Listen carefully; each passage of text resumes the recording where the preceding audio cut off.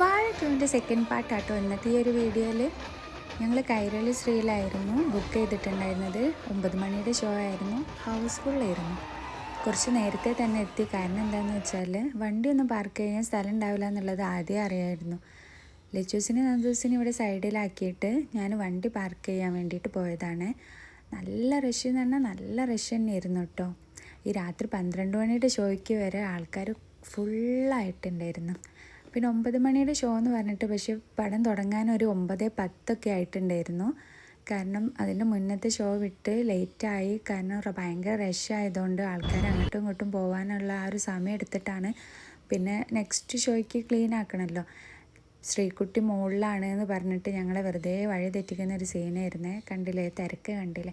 പക്ഷേ ഈ തിരക്കിന് മാത്രമുള്ള ഫിലിമിൻ്റെ ആ ഒരു റിവ്യൂ പറയുകയാണെങ്കിൽ അടിപൊളിയാണ്. എന്തായാലും തിയേറ്ററിൽ പോയിട്ട് തന്നെ എല്ലാവരും കാണണം എന്നാണ് എൻ്റെ അഭിപ്രായം. പിന്നെ ഞങ്ങൾ ഇൻ്റർവെല്ലിന് കുറച്ച് ചിപ്സും കാര്യങ്ങളൊക്കെ മേടിച്ചു.